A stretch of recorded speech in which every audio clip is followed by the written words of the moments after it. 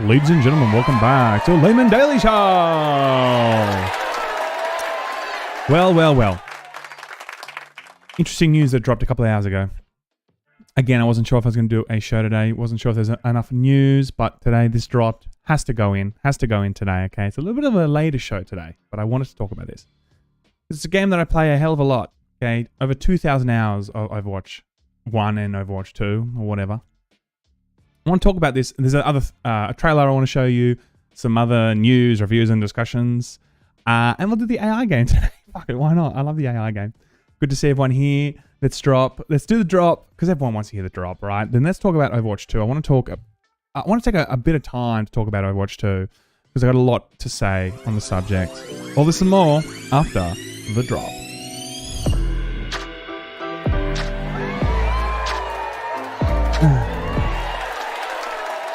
All right. Someone in the chat, Cabrera says, "Yo, Sam, I'm pissed off." I'm pissed off too, man. Now, as you guys probably know, I've played a hell of a lot of Overwatch over the last 6 years or whatever it is, 7 years.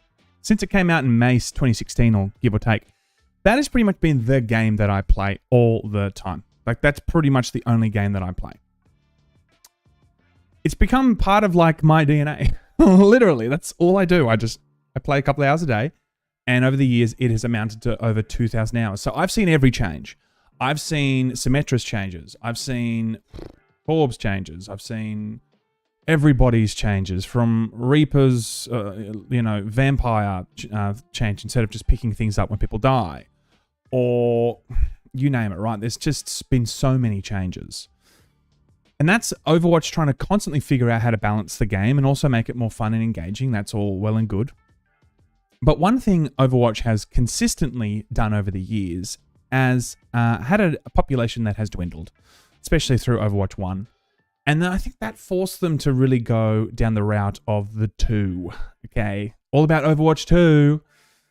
A game only does a 2, all right, when they are needing a desperate revamp, a refresh, a re-energizing of the brand or the franchise or whatever.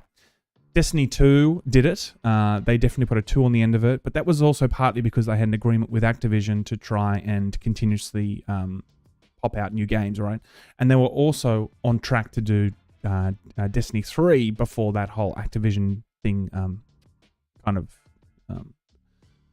Bungie, there we go. Bungie went their own way. And Overwatch needed the same thing, right? Overwatch fundamentally needed to do a rebrand, a refresh, and they needed to pivot away from a lot of the things that we have known from Overwatch 1. And one of those things that they had talked about was going to be very much attached to the idea of Overwatch 2 is going to be fundamentally different in the way that you can experience it. That was kind of how it was positioned at the beginning, right? It was going to be very much PvP. It was still going to be a first-person competitive shooter game.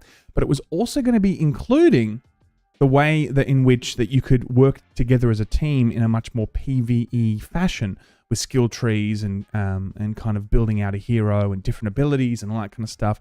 They had definitely touted that this game was going to expand upon the original vision. And although when Overwatch 2 came out, people were like, this just feels like more Overwatch, right? It's just free now. There's no loot boxes. There's been some seismic changes in terms of the heroes and what they can do and the hero builds and the abilities. But all in all, it just felt like a big fat patch. That's what it really felt like. And the only thing that was holding this idea together for Overwatch 2 was the idea that someday we were going to see this PvE thing, right? We're going to see this new aspect of the game that legitimizes what an Overwatch 2 is. Because at the moment, the idea of a Overwatch 2 with just a big patch with different, a few more heroes, a few changes with the heroes, that isn't enough. That isn't enough to fundamentally change what we know is Overwatch 2, right? So, we got news today. Everyone loves this news. I certainly love this news, all right? But the whole PvE thing that we've been hoping for, expecting, and looking forward to is no longer the case. They have scrapped PvE, but in a certain way, right? They've said that they're going to continue doing the whole PVE experiences, events, stuff like that. But we've already seen that in Overwatch 1, right? We've already seen them do certain, multiple different types of PVE events that were included into the offering, right? A new season would come around, or like, you know, it could be a Christmas theme, or it could be, you know, Chinese New Year, or whatever, right? There's all different types of things that they would kind of throw in. But today, they have come out and said, you know what? We're actually just giving up in that entirely, is what they said. And so we're left with another difficult choice. Do we continue to pour all that effort into PVE, hoping that we can land it at some point in the future? Or do we stick with this set of values that we've aligned on and focus on the live game and focus on serving all of you? With everything we've learned about what it takes to operate this game at the level that you deserve, it's clear that we can't deliver on that original vision for PVE that was shown in 2019. What that means is that we won't be delivering that dedicated hero mode with talent trees, that long-term power progression. Those things just aren't in our plans anymore. And we know that this is going to be disappointing to many of you, which is why we wanted to bring it up before we talked about the roadmap. And to be perfectly honest, it's been really difficult for many of us and a lot of folks on the team who've poured their heart and soul into that stuff. Now, I'm not going to talk about the roadmap today, because the roadmap obviously just has, you know, to expect this event or this hero in the future and whatever, and this map. Like, it's pretty much the same shit, right? But this here, for me, pretty much shows that Overwatch 2, the idea of it, is such a joke. It's such a joke. It is such a joke. It really is, though. The amount of slack, I think, that Overwatch got originally for touting itself as Overwatch 2 now, although I understand that you needed to do it because we fundamentally, as a player, we're losing the player base. The influence of Overwatch in the gaming community was definitely at its lowest point. Not a lot of people were playing. It wasn't part of the conversation. It was definitely feeling like an aged game, right? It needed to feel like it was coming back with new things, right? This, for me, is pretty much saying you're just getting Overwatch 1 with new heroes, new levels, and a few different changes to each hero to kind of level out the playing field. That's pretty much what we're getting here. And that is so disappointing. That is honestly so disappointing for a daily consumer of Overwatch.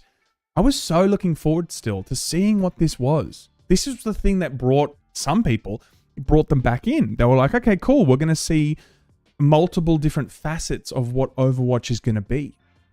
That's what we were looking forward to. But what does this mean in terms of moving forward for Overwatch 2? Well, first thing, it solidifies that Overwatch 2 is just Overwatch 1.1. It's not even 1.5, it's just 1.1. That's the first thing. We can expect more balance changes, more heroes, more levels, but just more of the same thing for the foreseeable future. And here's the thing. If we get to Overwatch 3 in the next 5 to 6 years, what does that look like again? Does that just look like more of this? Is this more empty promises? Who knows, right? I really don't know if there's an Overwatch 3 around the corner.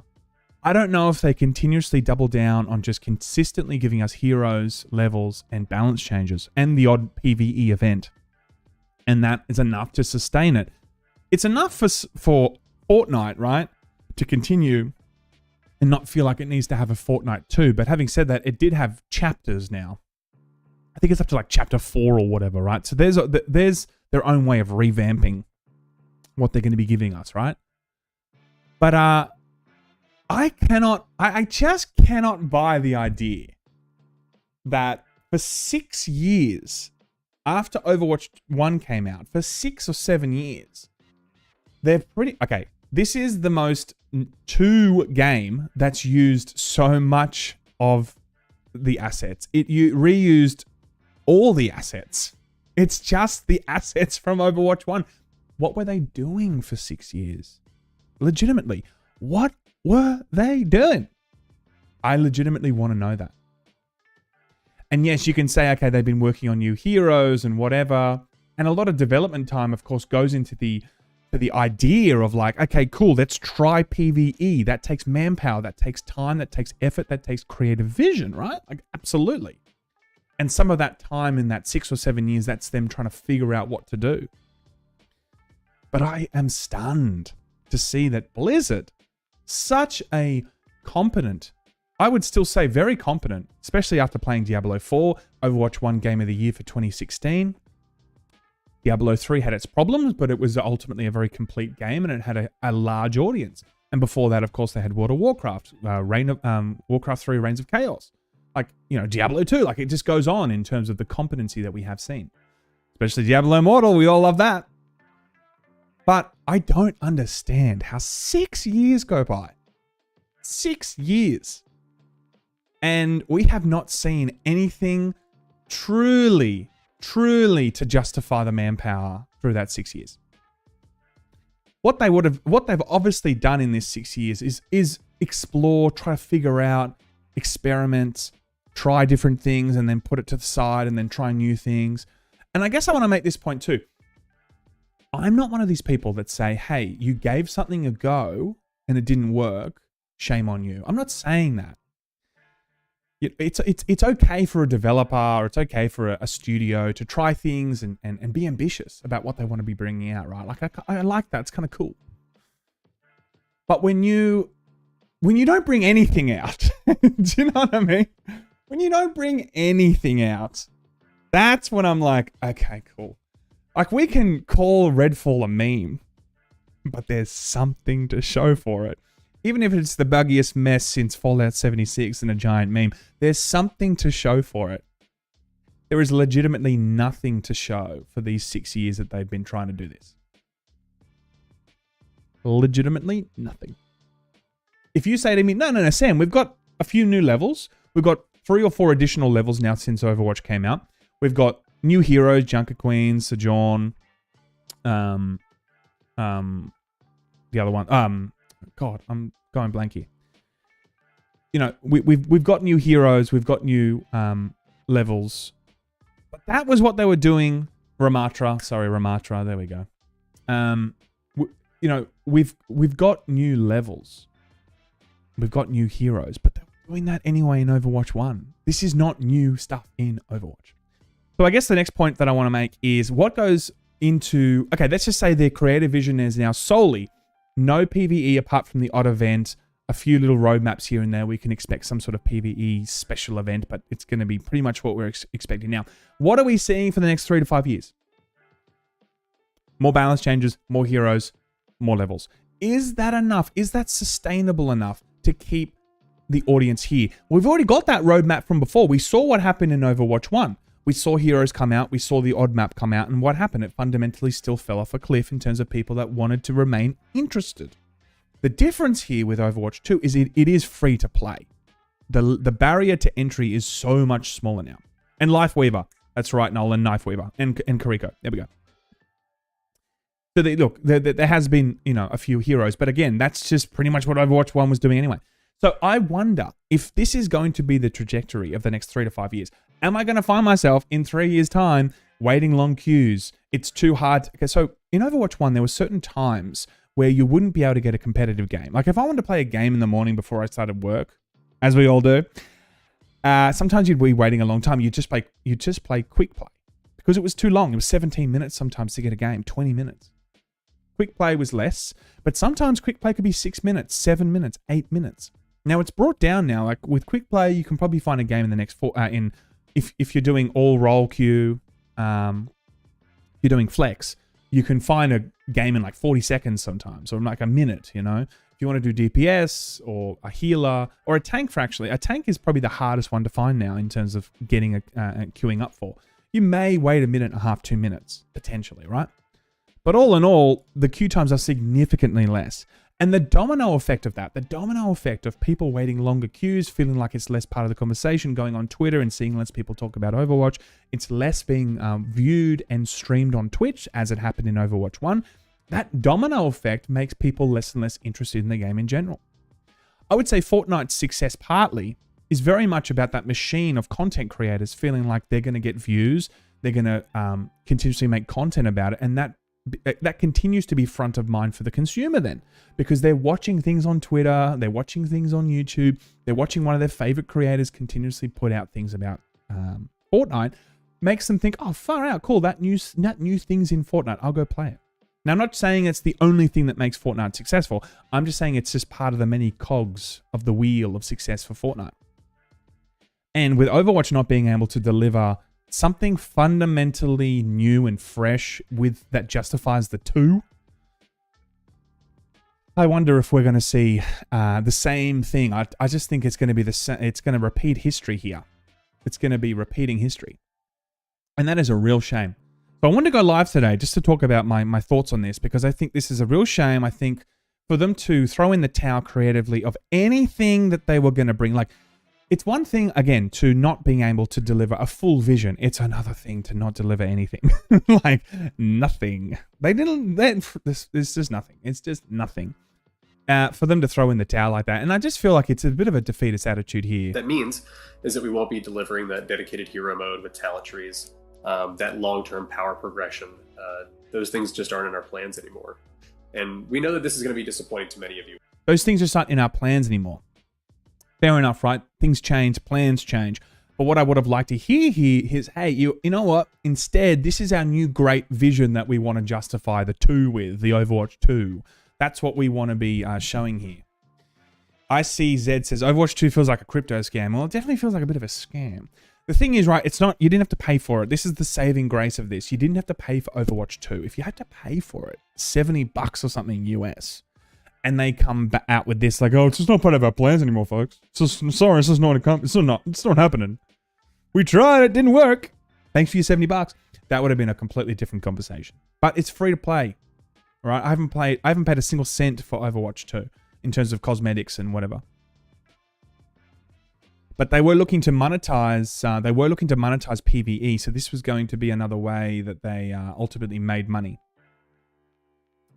But they're not doing that anymore. They're not doing it, which is a real shame. Now, Calvin says Overwatch 2 is on live support. I would not agree with that yet. I would say that the servers are quite full. The player population feels robust.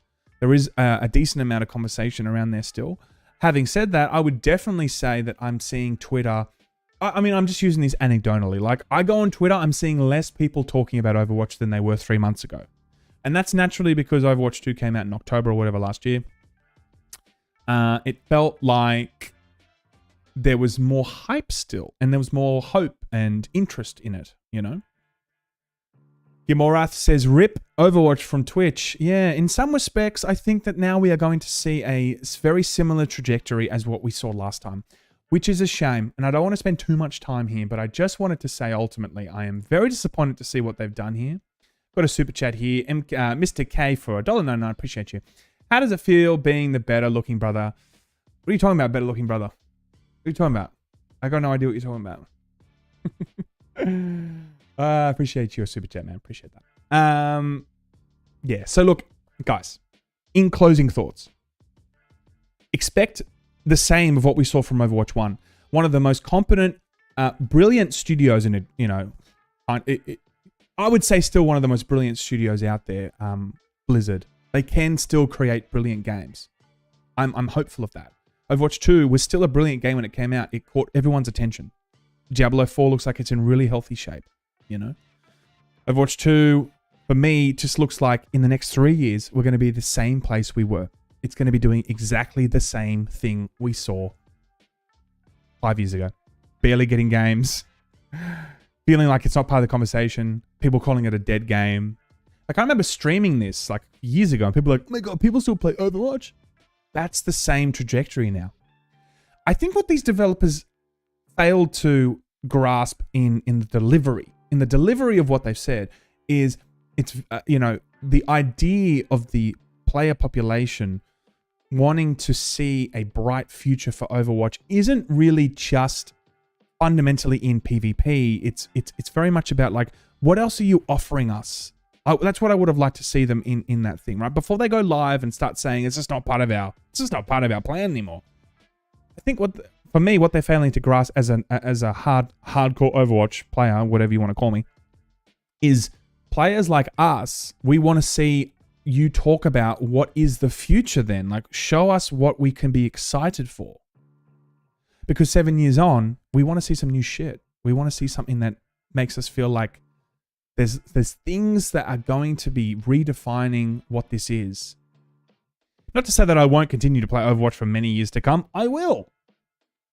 But in this developer update, when they're going to be presenting disappointing news, it really should have been coupled with, hey, this is what else you should be excited for. Hardcore players, this is what you should be excited for. You know? Very, very disappointing, folks. Very, very disappointing indeed. And here's a rough guide of the roadmap here. I won't go into it now, of course, but story missions, lol. New support hero. They're going to be rolling out more support heroes because there's just not enough support interest at the moment, you know. It seems like the last three, the Kariko, Lifeweaver, and the next one is going to complete the three that they were going to be doing. So, very, very sad indeed. Very sad. Now, this looks very cool, right? Now, what else happened in the world of gaming? Okay, now this looks pretty cool.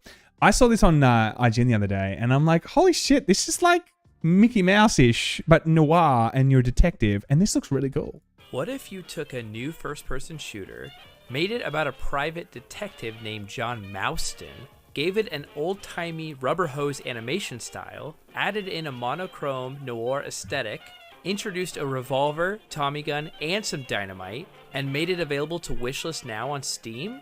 You'd get Mouse by Fumi Games, release date TBD.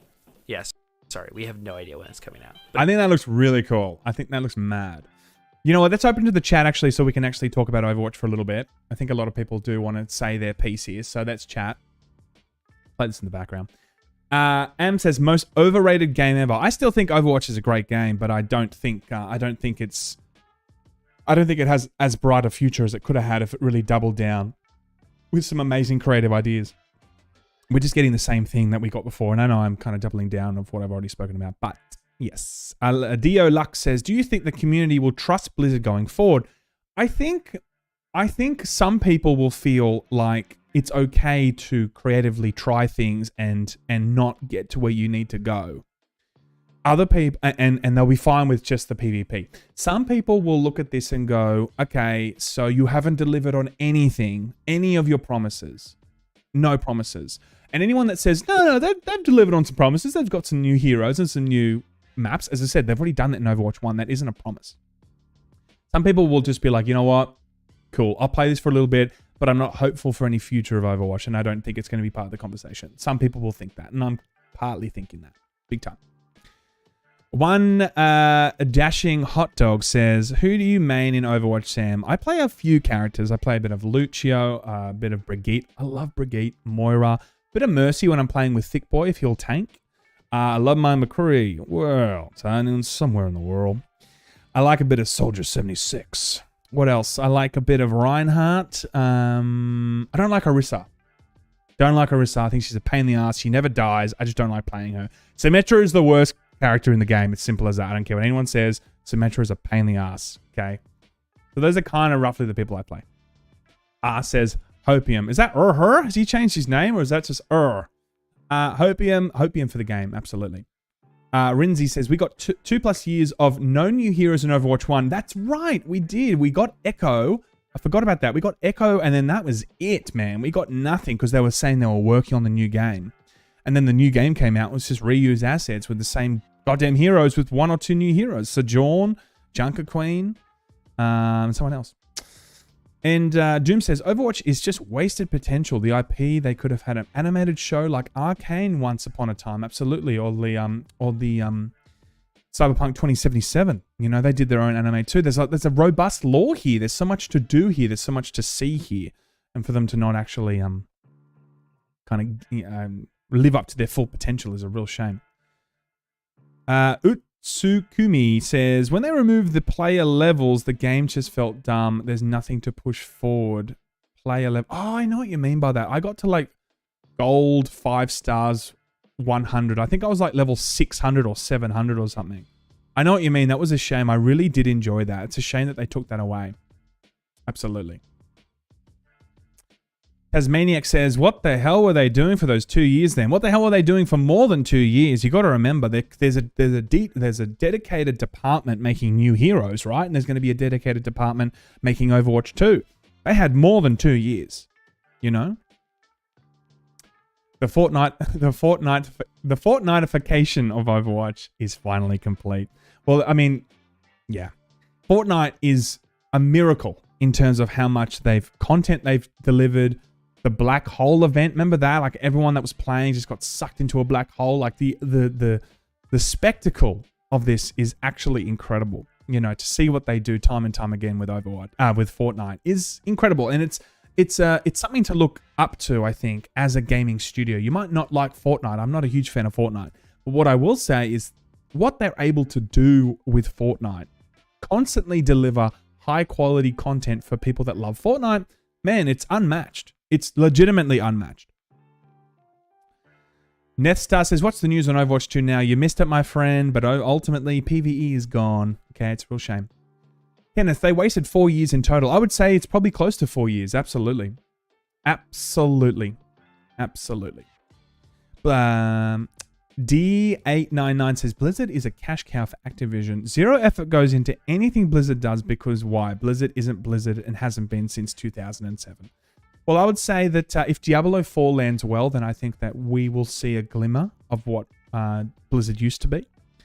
But Blizzard before 2008, I think Blizzard was acquired by Activision. But 2007, that were the glory days, wasn't it? World of Warcraft was like at its peak. At its peak. Wasn't Fortnite originally a single-player game? I remember playing Fortnite at E3. We got taken into this little room in like 2017 or whatever, and they're like, "Oh, we're working on this little game," and it was like zombie hordes or whatever, and you had to try and build something and like try and kill all the zombies before they got to your encampment. I remember that, and I remember leaving there going, "This game has no chance. The fuck is this shit?" You know.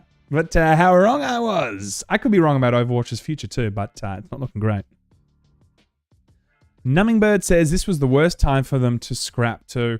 Well, I just feel like before... Okay, you know what actually makes sense? This was about to be E3.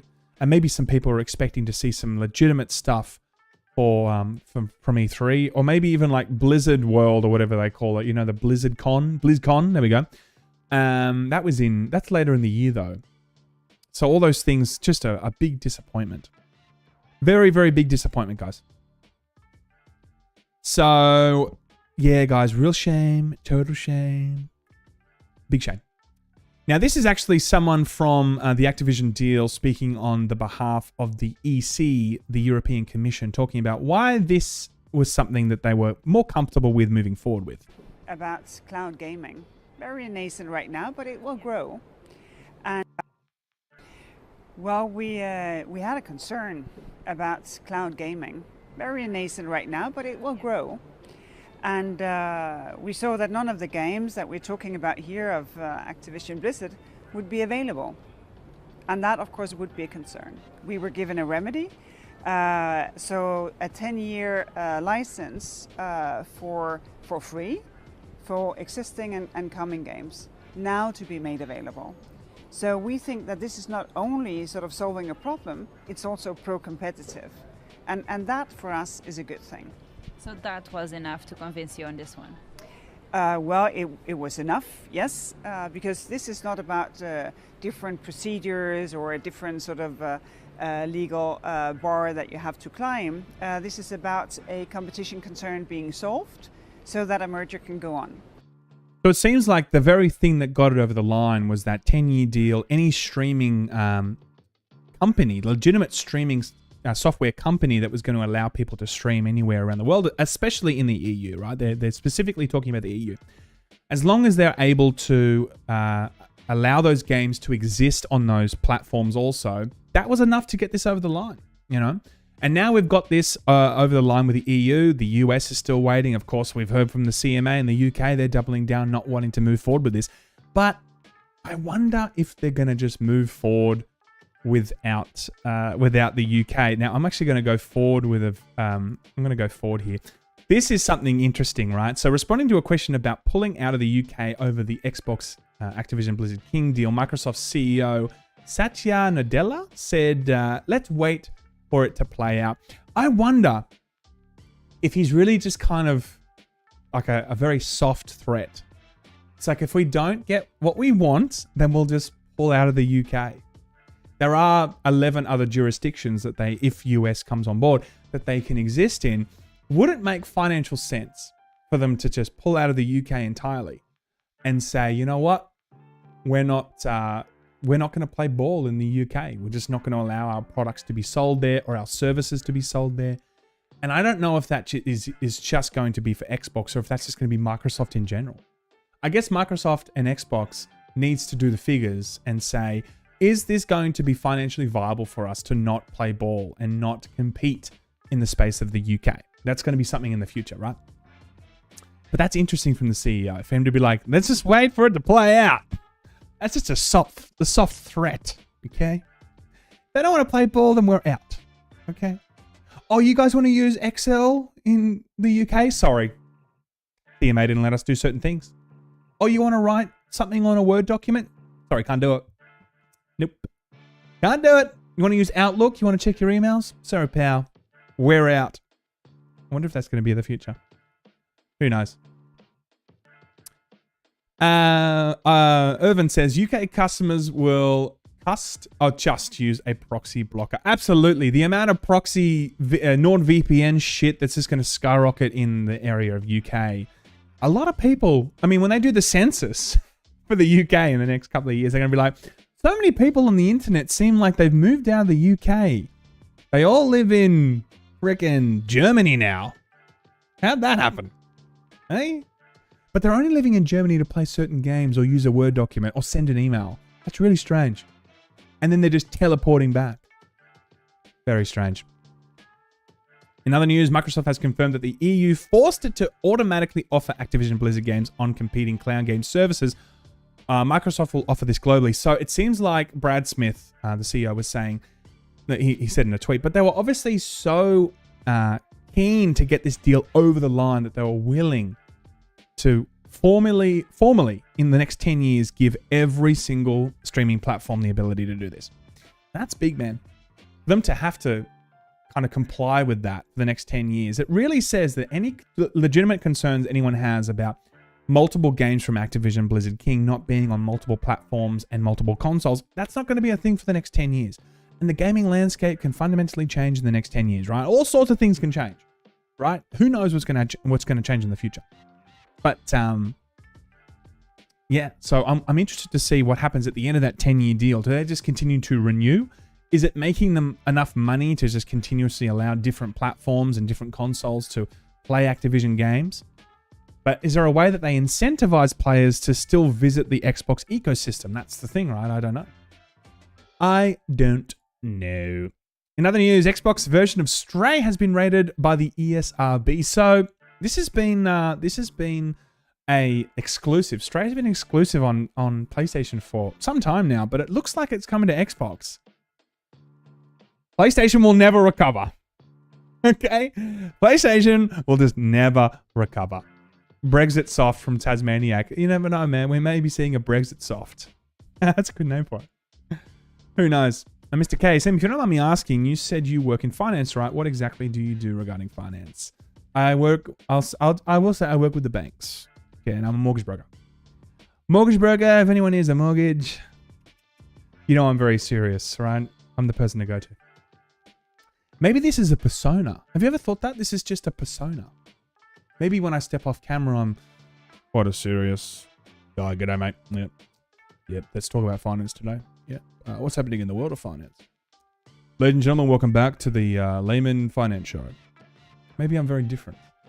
Or maybe this isn't a character. Maybe I'm just being me. Maybe I'm just silly all the time. Who knows? Who knows? But Xbox version of Stray coming to a store near you. So expect that very soon. One Dashing Hot Dog says, Sam, can you get me a 4% fixed rate? You could have got it last year, my friend. Started last year before May. Tell you what, the fixed rates were good then. People are wishing they had them now. Fixed rates are fundamentally not what they were now. If anyone wants a fixed rate, I'll tell you what, you're going to be looking in the mid-5s to the 6%. Okay? Anyway. Sonic Guy says, Xbox may have new games, but you can play all Xbox games on Series X, unlike PS5. Not sure what you mean by that. Sorry, let me read that again. Xbox may have no new games, but you can play all Xbox games on Xbox Series X, unlike PS5. Yeah, their backwards compatibility is certainly one thing, but PlayStation also has their backwards compatibility with PlayStation 4. But you're right, there's not as many games that you can play. One of the compatibility features of Xbox was definitely something that was pushing the narrative forward, that there was things to do on Xbox. If we didn't have new games, well, hang on, you can play Rocky on PlayStation 1 or something. Remember that game on on Xbox, the original Xbox? Do you remember the original Xbox had that Rocky game? God, that was such a good game. I loved that. I played a lot of that. It was good times. R says over 7 in the USA. Is it 7% at the moment? We're not talking about inflation numbers, right? We're talking about interest rates? Jesus. Rocky on Xbox was goated. Man, it was so good. I remember that so well. Apollo Creed. Rocky 4 in the game I thought was the best Rocky 4. Was the best Rocky. Good times. Good times.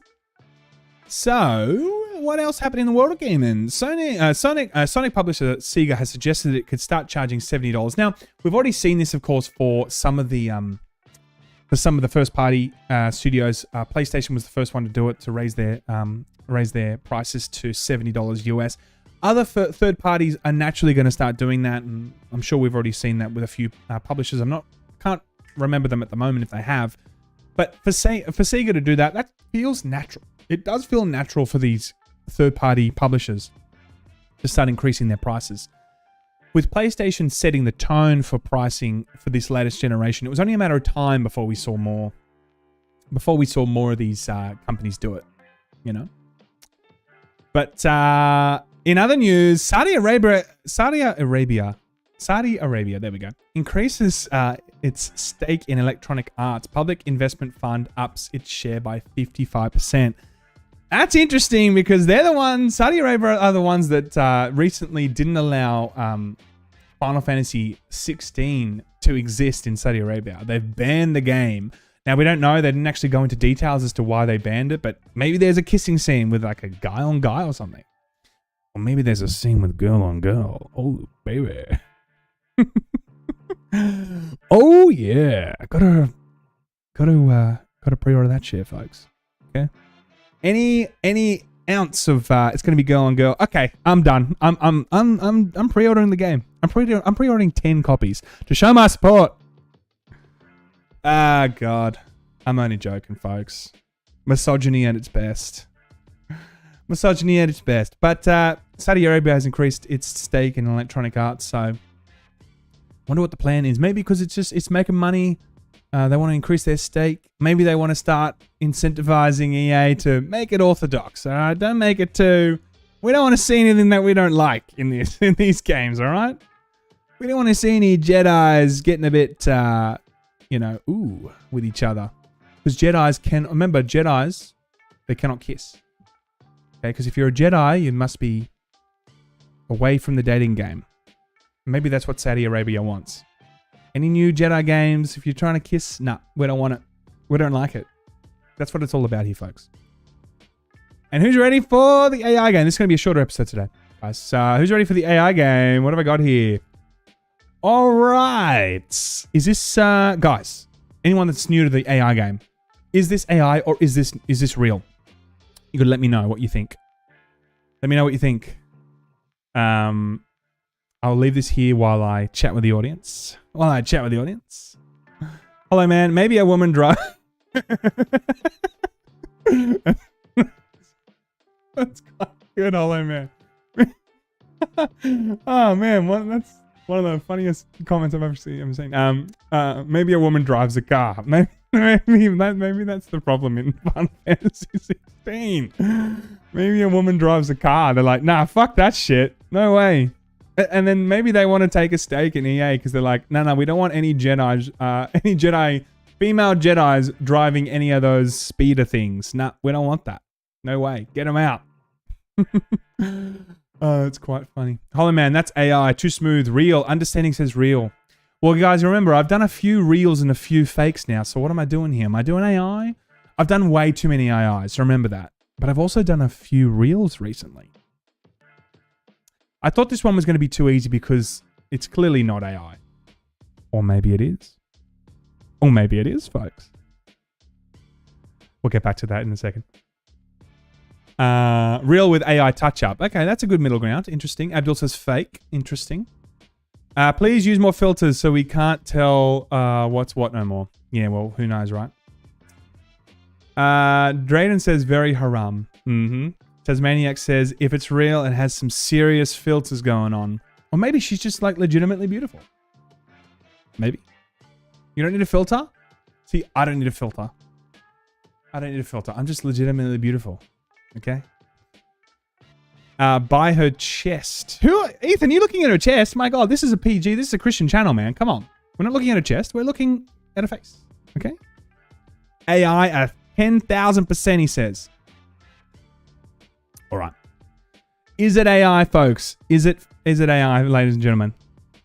Today, because I did show you a few AIs before, so naturally I was going to show you, an AI today. It's an AI, guys. It is an AI. Now, that looks like a really good AI. Really good. That is not a touch-up. That is actually an AI.